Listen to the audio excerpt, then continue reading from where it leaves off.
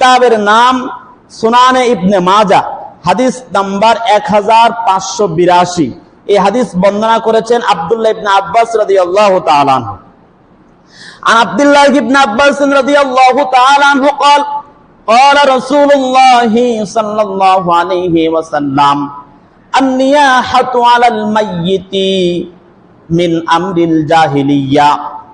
আব্দুল্লাহ ইবনে আব্বাস রাদিয়াল্লাহু তাআলা আনহু থেকে বর্ণিত, তিনি বলেন রাসূলুল্লাহ সাল্লাল্লাহু আলাইহি ওয়াসাল্লাম ইরশাদ করেছেন, জাহিলি যুগের মতো যে বিলাপগুলো করা হয়, এই বিলাপটা হলো জাহিলি যুগের একটা অভ্যাস, জাহিলি যুগের কাজ।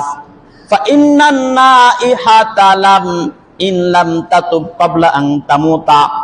এই বিলাপকারিনী যারা বিলাপ করে, ক্রন্দন করে, তারা যদি মৃত্যুর আগে তওবা না করে, ফাইন্নাহু তুবাসু ইয়াউমাল কিয়ামা, তাদেরকে কিয়ামতের দিন খুব ভয়াবহ অবস্থায় উপস্থিত করা হবে। কেমন ভয়াবহ অবস্থা?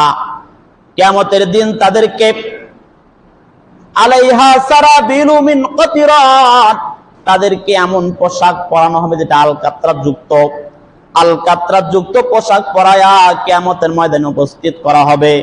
সুম্মা ইউলা আলাইহা বিদিরইম মিন লাহাবিন নার, আগুনের অগ্নিশিখা থেকে তৈরি একটা বর্ম পোশাক তাদেরকে পরায়া দেওয়া হবে।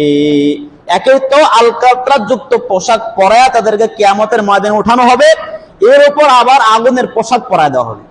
তাহলে শাস্তিটা কত ভয়ানক! তাহলে যারা এরকম বিলাপ করেন তাদের তওবা করা উচিত। হাদিসের মধ্যে বলা হয়েছে তওবা করে মারা না গেলেই শাস্তি।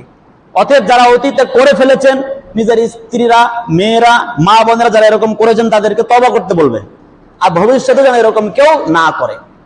সবগুলো সহিহ হাদিস থেকে বলতেছি, একটাও জয়ীফ না। সুনান ইবনে মাজাহ হাদিস বললাম।